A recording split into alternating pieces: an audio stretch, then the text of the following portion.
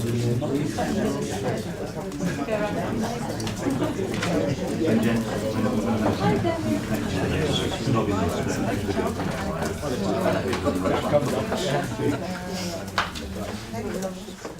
have to start by reading the statement.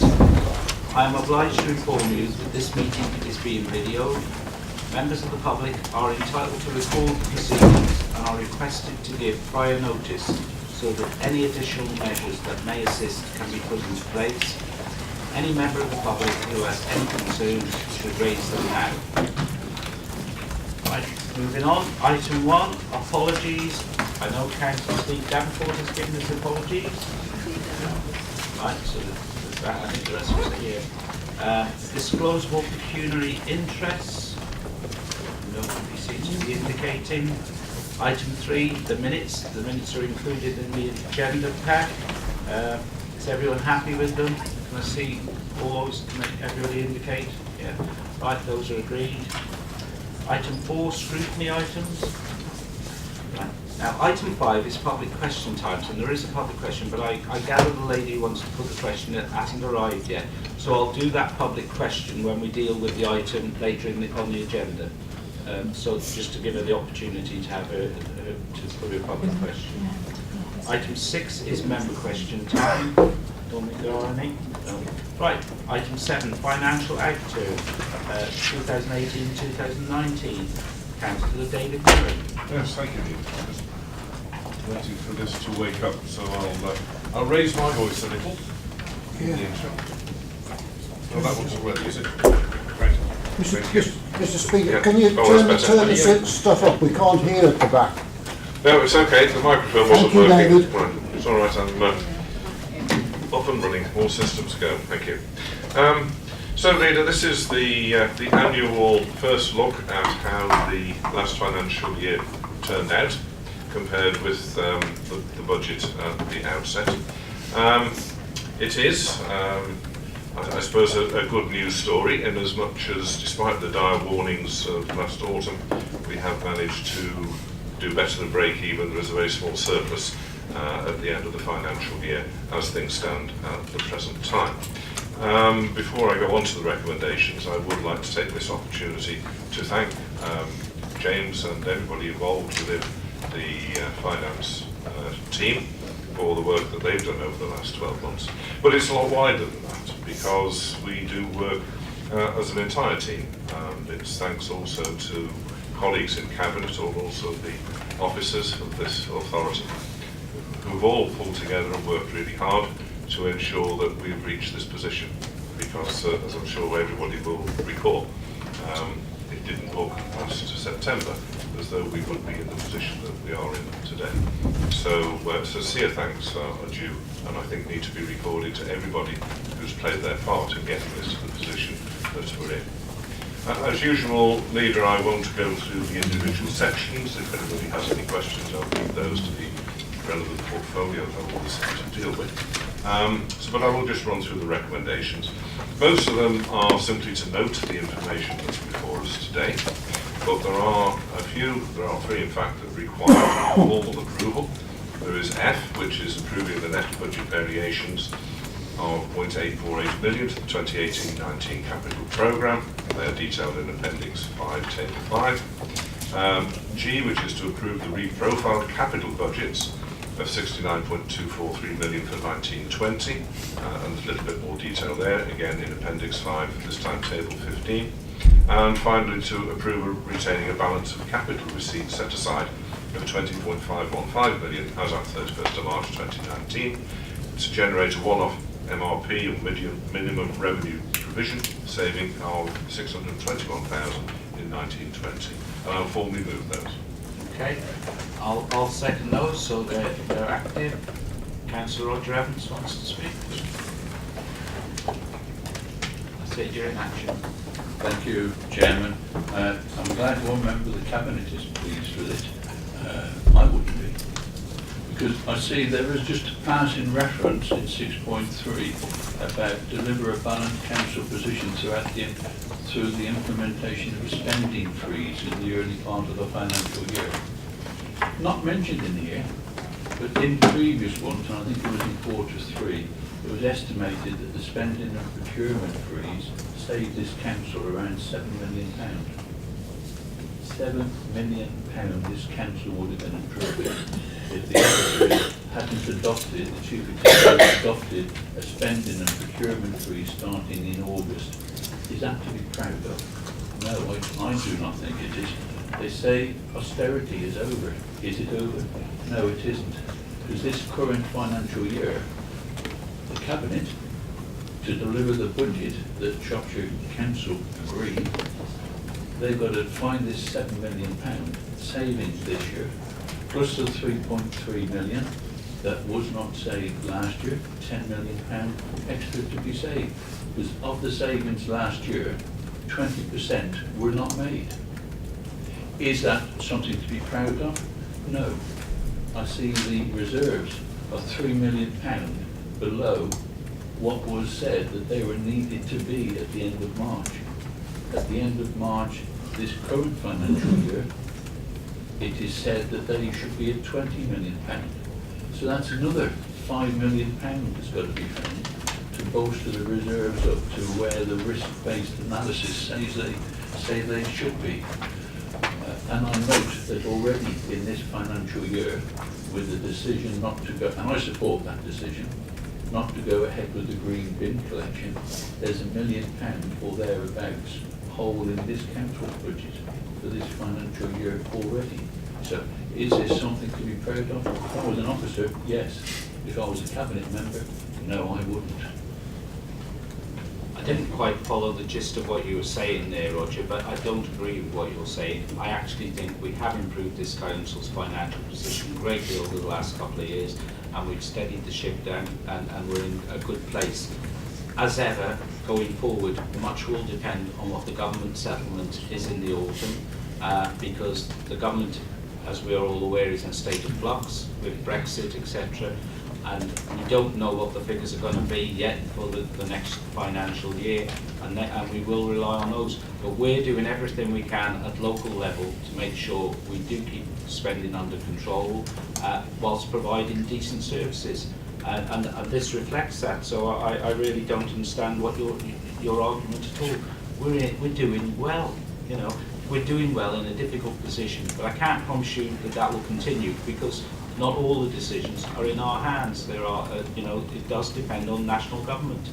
So we'll see. But I didn't follow the gist of your argument at all, because I actually think you should be applauding what we're doing rather than criticising it. But anyway, the report's been presented, and seconded. So unless anybody's got any other comments.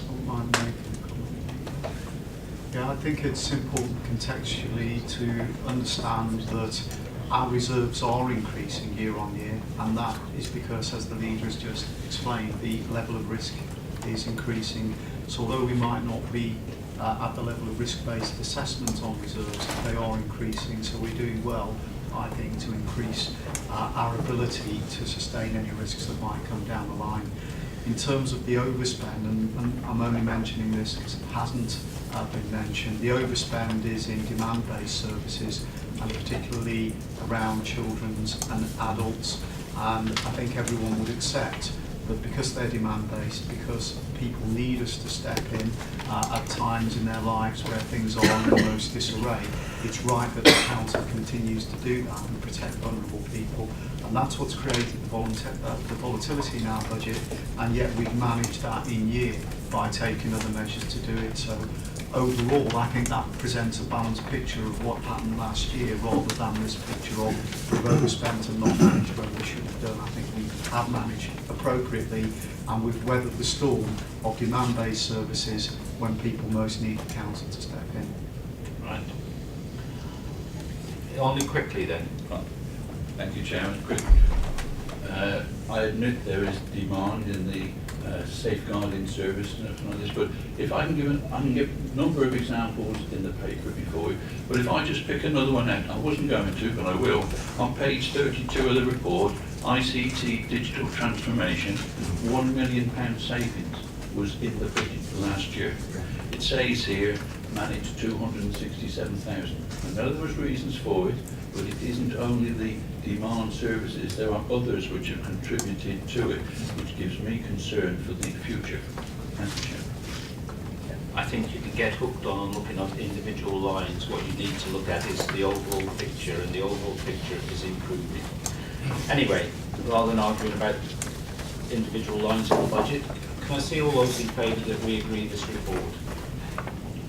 That's clearly carried, unanimous. Right, thank you. Item 8, discretionary school and college transport. Councillor Ed Potter. Thank you very much. Members of Cabinet will remember we came forward to ask to consult on proposals, and as a result of that, in the consultation period, you'll see before you a report with some recommendations on page 6. If I just run through the recommendations first, and I'll sort of explain as to how we come to form these opinions. So recommendation A, to set a lower rate of contribution to £280 per student, whilst maintaining the upper limit of the post-16 mainstream scheme at its current £875 per annum. To expand the contribution scheme to include SEND post-16 students at the contribution rates, ensuring the consistent approach across all post-16 transport, whilst also reflecting practice in a number of other councils. And recommendation C, to continue to support nursery SEND transport assistance, incorporating nursery school SEND transport within the council's contribution scheme for discretionary travel as laid out in the amended recommendations above. So throughout the consultation period, we received a large number of responses, which you will see in the paper as Appendix A, for a number of varied sources. When discussing homeschool transport, difficult decisions, and I appreciate not everyone's going to be happy with this, but we have mitigated where possible, and the impact of our recommendations will be much less severe than the proposals that were suggested at the start of the consultation period, and much, much less severe than those that were originally recommended some time ago. The reason for this is we have listened to the responses we've received in the consultation, in particularly to individual circumstances where people highlighted how this would have an impact, and also Deputy Portfolio Holder and myself met with organisations such as PAC and listened directly to them. The item was discussed at scrutiny, and individual council members also fed into the consultation process either directly or through myself, which I forwarded on. Therefore, I hope that Cabinet will support the recommendations laid out. As I said, a difficult decision, but this just shows that through the consultation process we've listened, we've understood the impact, in particular into relation to the nursery transport, where it became apparent through the consultation process that even though we are increasing and improving provision locally for nursery children with SEND, that a small proportion of those children will still need specialist provision, which will be provided through Sevendale, for example, in Shrewsbury, which will require transport, and the impact of removing the subsidy for them would ultimately mean that that small, very small group,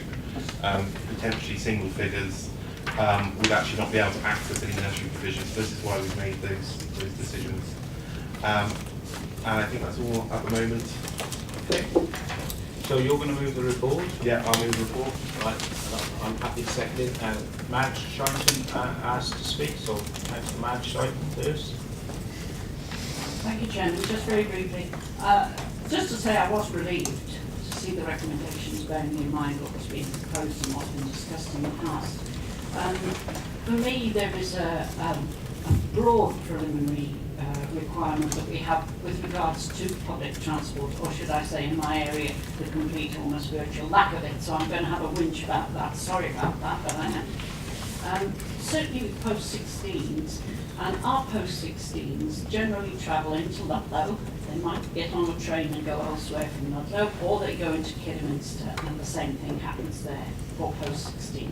If they want to get into Worcestershire, they go to Kidderminster and get on a train there.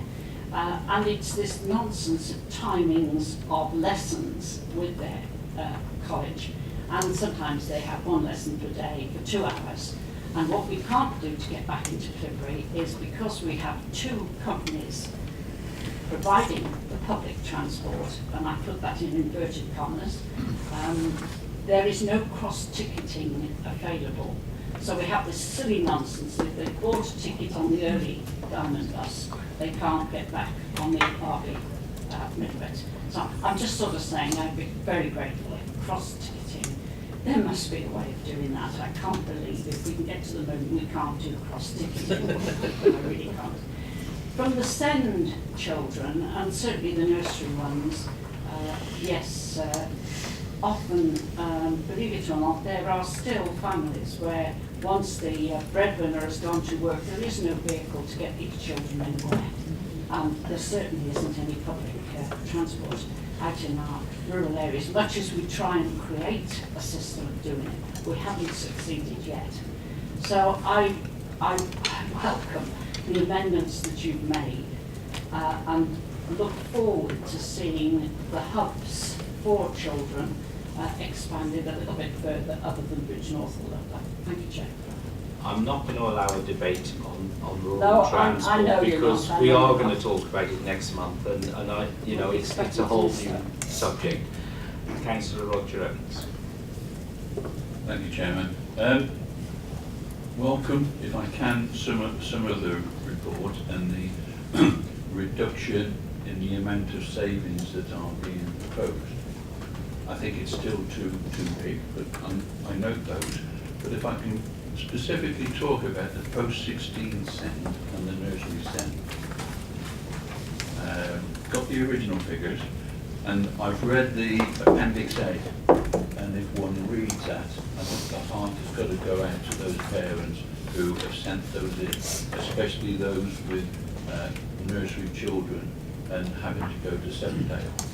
But nursery SEND, take that one for example, and on the information that's here in the report, 17 students, and we're going to be saving nearly £9,000. At present, they have the facility for their nursery children to be sent to Sevendale free. 17 families to pay £9,000 works out with an average. They've suddenly got to find new ones starting in September, £520 each. Those on low income may only need to find £280, but those on the normal income, they're suddenly going to have to start finding £850 a year to pay. As I read that, post-16 SEND, at present it is free. 144 students are going to have to start, or their parents are, suddenly going to have to start providing £81,000, which, working it out, 144 into 81,000 gives £569 average. Some of those will be low income, some of them will be normal income, if one can use that. So suddenly, those parents whose children have a disability and need to go to Sevendale are going to have to find a whopping amount of money. Should we really be doing that as a council? This is outside the politics. Should we be doing that? If one reads some of the comments that have been made, discrimination against some of the most vulnerable groups in society, this proposal could significantly hinder the educational and future opportunities for nursery and post-16 age children. My concern relates specifically to the proposed removal of transport for nursery-age children attending Sevendale, new applicants. Nursery-age children who go to Sevendale Special School currently get travel paid, but new students will get no funding if these proposals are implemented. As I read it, that's what I see, that those who get it free at present are suddenly going to have to pay up to £850 to get there. I don't know what their contribution is going to be, but if one goes to the report, 17 students saving £9,000, average cost £524 per student.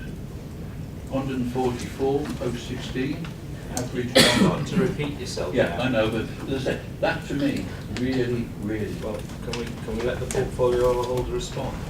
Councillor Potter. I think it's important to stress that you mentioned 17 current students. This is not. This is only for new entrants from. Yeah. It's not going to affect those that are currently receiving the support at the moment. But I'd also like to bring your attention to Table B and where we sit within our neighbours and other local authorities.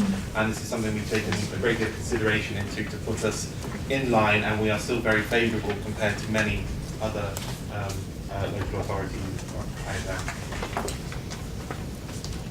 Can I come back? No, I've got Willem Butler's next. Just very briefly, Chair, I fully support the report and the recommendations. I'm thinking about Madge's comments to a certain extent. There is a much bigger picture here, because as we're now looking at the allocation for housing, we're talking about community sustainability. And I think as we move forward into the community strategy, transport will have to be a key area for people whole across Shropshire. How do we give the availability for everybody to have equal access to services? So I know it's not for the debate today, support the report, we are where we are, but I think we need to get our mindset into, it's pointless saying to communities have a lot more housing if we haven't got that sustainability to support it moving forward. So I'm looking forward to doing that piece of work. Thank you. As we go forward, and I don't want to, I'm not going to open up the debate about public transport in Shropshire, but it's clear that we've got to mix educational transport and public transport in a better way than we do now. You know, and that's so. But that's a debate for next month and the month after. We've got to look at the big picture, that's what Yeah. I'm saying. Councillor Evans next. Thank you, Chairman. 17 is an example. I don't know how many will be in a full year in the future. And I can only use the figures that are there. But in Table B, that's there, and I noticed the other authorities, but in Shropshire, we only have one school where children who are disabled can attend. I don't know how many schools and how many facilities there are in other areas. They may have 2 or 3, so therefore the transport may not be as great, it might be more easily got at. I don't know that information, but in Shropshire, we have Sevendale, an excellent facility, much valued, much wanted, all those words, is only one. I think it's important to stress that anybody in need will not pay more than £280 a year. You know, that's what, yeah. Right, Councillor Ed Potter. I hear what everyone's saying about transport, but we must remember when it comes to the SEND provision, this is bespoke transport to specific educational facilities, which might, yes, we have Sevendale, but that's not the only educational facility. Some of our children with SEND will access colleges, also in mainstream education, and we've seen the establishment of the hubs, the 4 hubs are being established at the moment. We are increasing provision, particularly within the nursery age group, which we're seeing that 17 number considerably reduce. But this is why we've made that recommendation to still support nursery SEND provision, because we do recognise that not all SEND nursery pupils will be able to attend local provision because of their needs. And it's also important to remember that a high proportion of SEND families will be on lower incomes anyway, so this is why we made the decision to try and keep the lowest for those most in need families at a much reduced rate than the initial proposals. Any other comments, or can we move to the vote? Right, can I see all those in favour of the report then, please? Right, that's clearly carried unanimously. Right, thank you. Now, we'll move on to item 9, consultation on prescribed alteration, Shropshire Hills Federation. Now, there is a public question, and I don't know whether the lady's arrived now or not. Rebecca Burrell. Would you like to come forward? Then you can use the microphone so we'll all be able to hear you.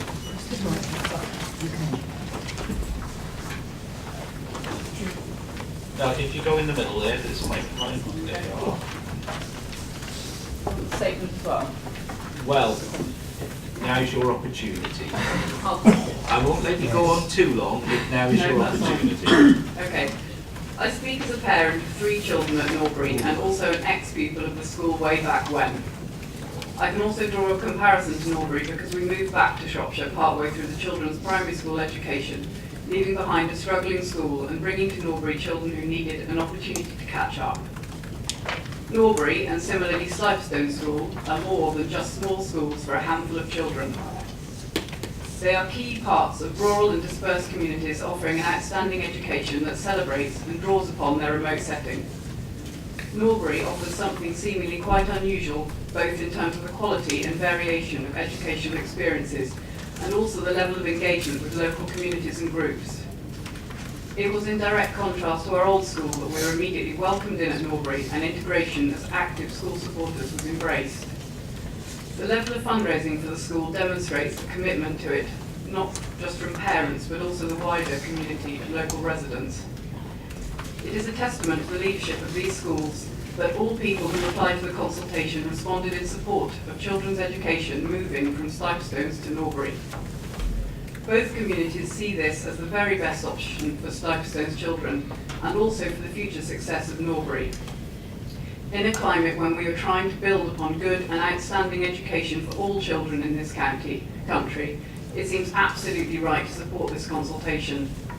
In doing so, we would be providing the best opportunity to future-proof this high standard of education for all children involved, and also enhance the community cohesion in these remote rural Shropshire areas.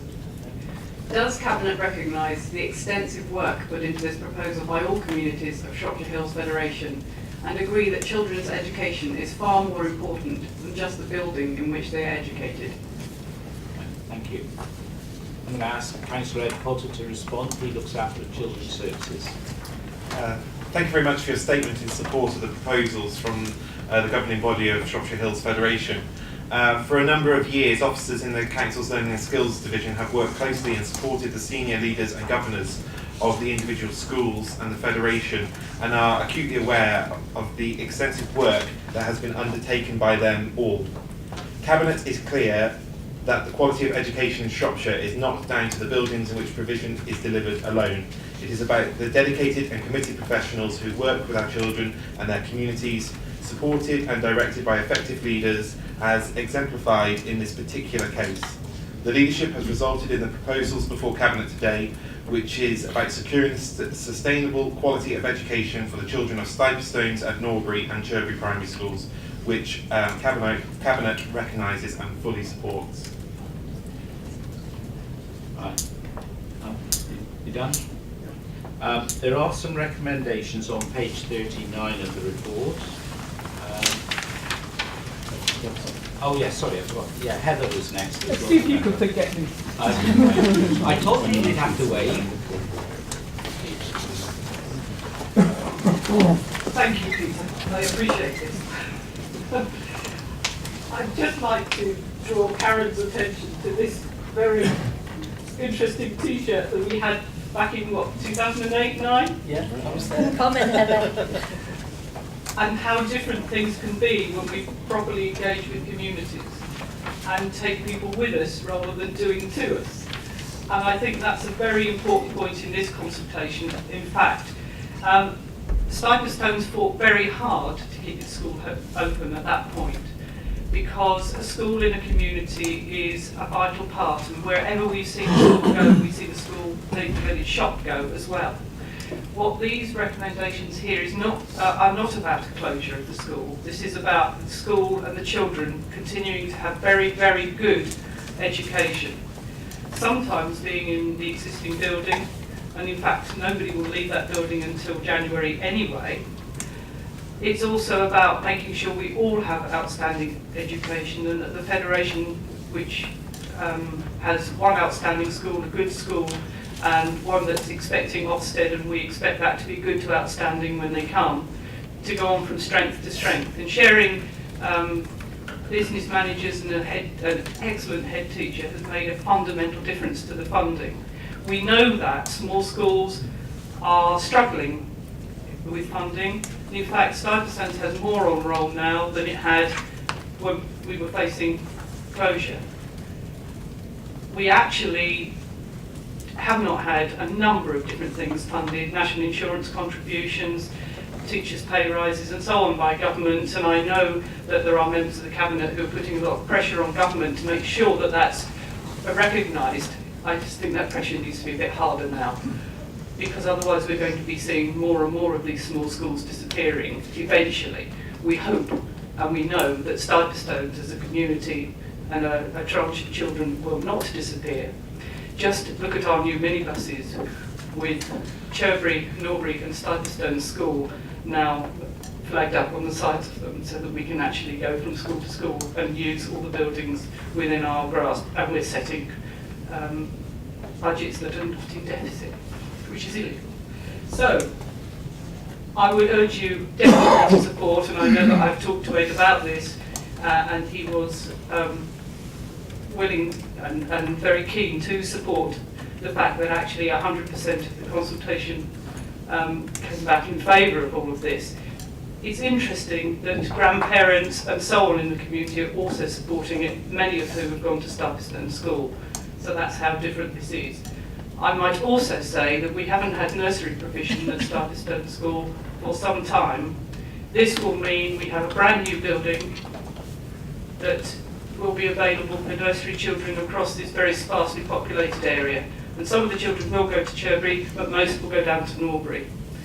My other plea, alongside how excellent this is all going to be, is that we can just do, and I have been promised but it hasn't happened, risk assessments on the gritting routes, because this is a very hilly area, and Peter has heard this one before, but actually both Cold Hill, which is very steep, and also for Hope School that now go down to Long Mousing in Worthing, we do need to look at gritting that to make it safe for these children in remote areas to get to school in the winter. Thank you.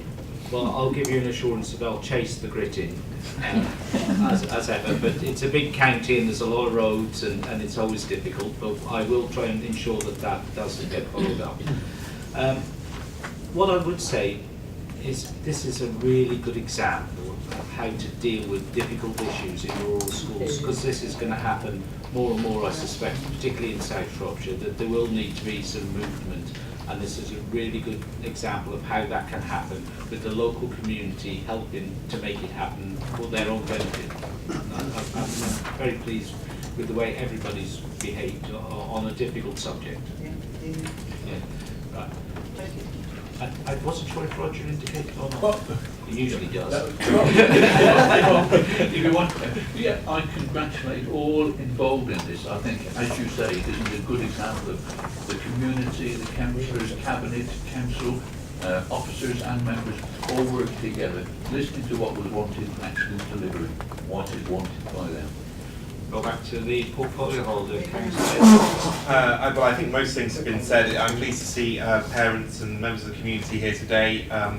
As mentioned, there's a great deal of support. This has been led by the Federation, by the governors, lots of engagement, very positive, and we've got to keep at the forefront of this, that the education of our young people is the most important thing here, and having the best outcomes for them, which I'm sure the recommendations, which I'm happy to move on page 39,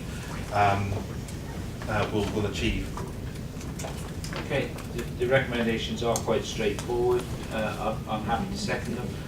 Any other comments? Happy? Right, all those in favour, please show. Right, will be carried. Thank you very much. Right, that's it. All done. Thank you.